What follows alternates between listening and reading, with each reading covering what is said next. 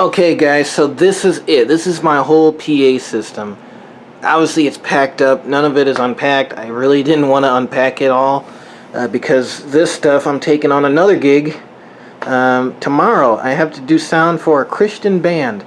Now, I want to do a gig log on that, but I'm really not sure. Hopefully I can. But I want to give you at least a brief tour of what I have now.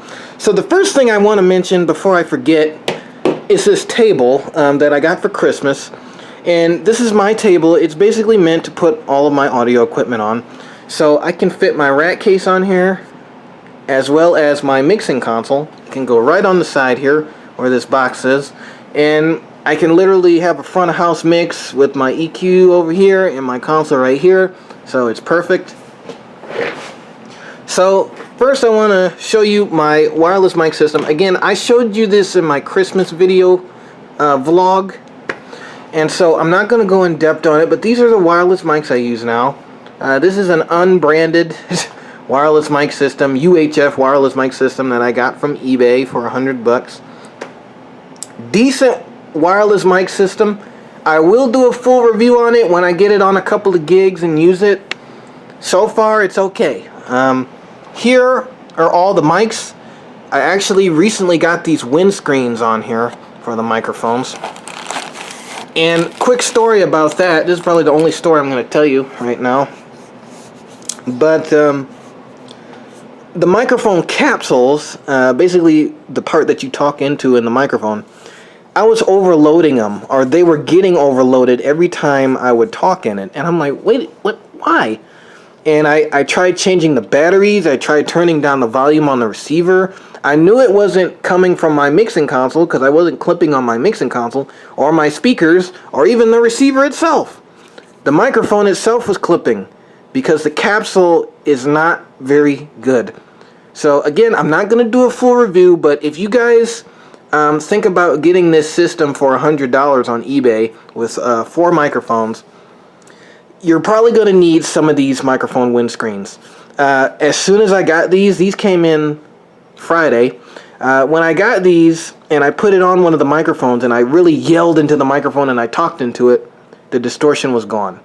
And so that let me know that the capsule on the microphone isn't really that tolerant, to loud speaking and, above a certain volume. So when you get these windscreens and put on there, it definitely limits some of that energy that comes from your voice, or all voices I should say, and it definitely makes things a lot better. No distortion. I can turn it up, get no distortion.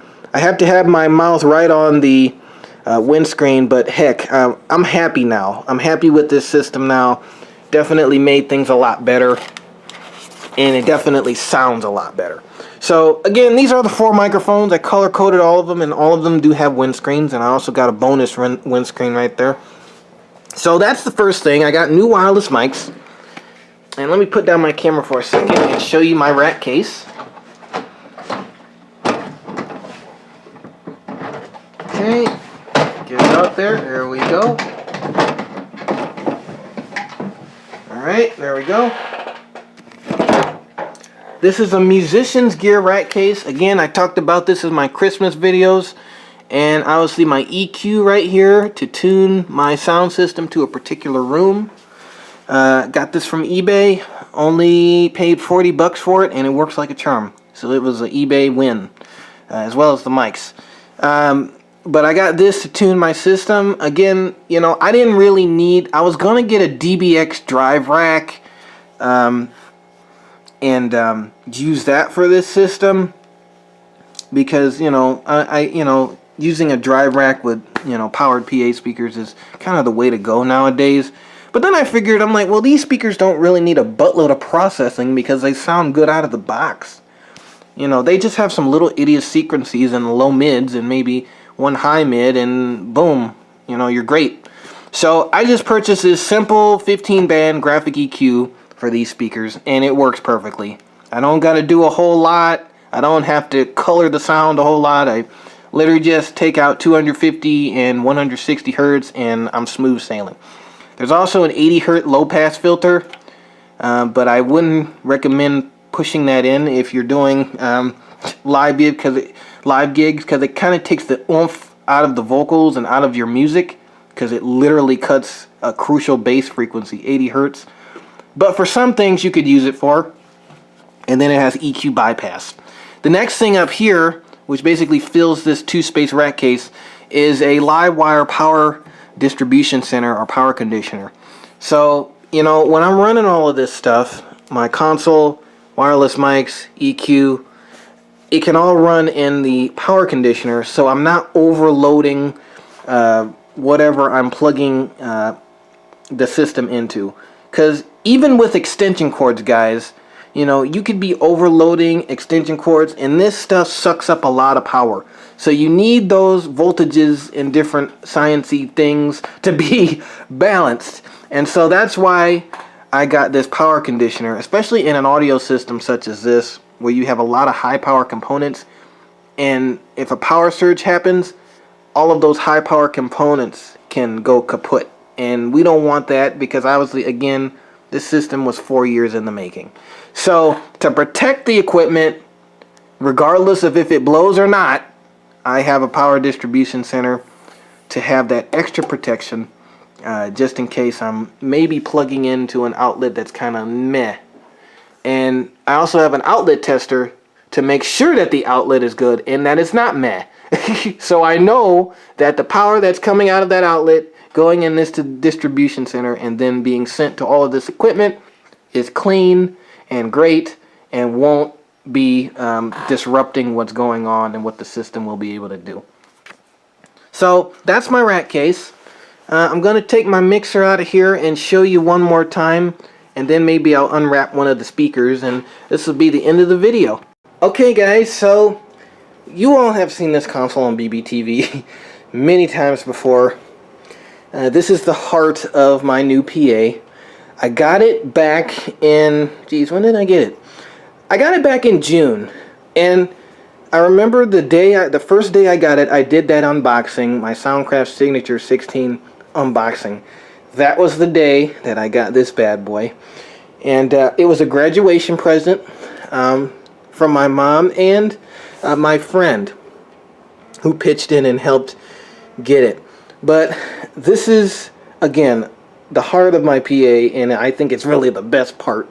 It's a great console, especially coming from a guy who's been using consoles from the likes of Mackie, Yamaha, and Crate for the last 5 or 6 years.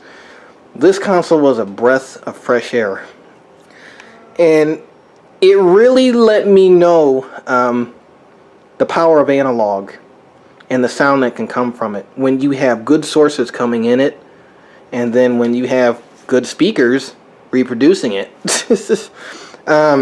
It really let me know that, and it kind of assured what I already know, or what I already knew about analog consoles and what they could do. But this, finally getting my hand on a genuine one, really touched me. So they're a great brand. I love the sound of this EQ and this preamp. It sounds full, it sounds warm, it sounds dark, just like how I like it. Yamaha was a bit too dry for me. Allen and Heath was a bit too crisp. But I'm a big fan of, you know, the classic 70s sound that was kind of reproduced later on in the 90s with consoles like this, and the Midas Heritage, and the Midas XL4, and the ATI Paragon. I'm a fan of that sound. And if you know those consoles, you know that sound that I'm talking about. That warm, full, punchy British sound. Soundcraft was a name that was associated with that punchy British sound. And using the console for just a few months, I can say that it does give me that full, punchy sound that I want. And then when you combine it with their sisters, JBL speakers, you get a magical combination that can't be reproduced anywhere else. Unless you had a Soundcraft console and JBL speakers. And again, that's a great transition into these guys. Again, I've talked a lot about these. When I got this second one, I did an update about it. But That first one that's in that black trash bag over there, I've had for, I think, now it's almost 3 years. I've had that one speaker. But this year, the Lord blessed me to get a second one. And so now I have two JBL Eon Generation 1s. They're powered speakers. Because, guys, I said it a while ago, you know, once I was done with passive, meaning having the speakers and then having another amplifier and then running it to my console, I was done.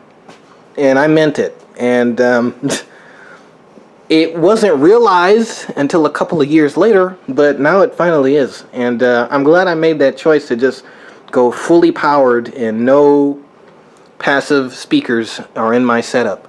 But these speakers, they can act as monitors. And when I'm using a passive system, which can easily integrate into this setup, these guys can be monitors. You know, that's one thing I liked about them. They're double duty, so they can be great front of house speakers and they can be great wedges. You know, again, JBL gives me the sound that I want: full, punchy, not too harsh, and balanced. And that's the sound that I want. That's the sound, again, of the 90s that I want to reproduce today, because it was great. So yeah, I'm bringing the 90s back with my setup. And speaking of the 90s, these are original JBL Eons from around 1995. But this one and that one, if I had to put a year on them, it would probably have to be 98, 99. When they were kind of being last offered by JBL before the transition was made to G2. So I would, to put a mash year on these speakers, yeah, I would say 98, 99. But even though they're from 98, 99, they're almost 20 years old, can you believe it? They still kick butt. And me being an engineer, they give me the sound that I want, the full balanced sound that I want. Kind of to reproduce what Showco and Clair Brothers was doing around that time with their Prism system, which, if you don't know already, had JBL components. Before Clair Brothers started to make their own drivers in-house. So again, I want that sound, and I'm so pleased that I have that sound. So JBL speakers, JBL Eons, Soundcraft Signature 16 console, 12 microphone pre's, and then I think 2 stereo inputs. I do have an 8-channel Snake, so I can run 8 channels here for instruments, and then 4 channels up here for wireless mics. I have the rolling cart, I have the power conditioner and EQ, I have the wireless mics that I just put away. I have wired mics, which include an SM58, SM48, and a PG48 that I kind of have to test again. But the Lord has been good. The Lord has blessed. And I said this before, this equipment is going to have a lot of memories. I'm going to have a lot of stories on this equipment. I've already had many stories. But there's many, many, many, many more to come. And again, you are going to be right there along with me. Because, you know, whenever I do a gig log, I want to try to bring you guys with me so you can see what's going on and how this generation deserves great sound. Even though we're in the digital age, to me, analog never goes out of style. You know, the sound of yesteryear that was great and natural and organic should be reproduced today with good equipment. And so I definitely am a faithful believer in analog. I like digital. I love digital. But sound-wise, you know, analog is my faithful friend in the sound that I want as an engineer, as well as all this other analog gear. It's great. I love it. So this is my updated PA system for 2017 and beyond. This will definitely be a landmark in BBTV history, and I will definitely be praising God for years and years and years to come, and pray that it'll last for years and years and years to come. I'm pretty sure that it will. But thanks for watching.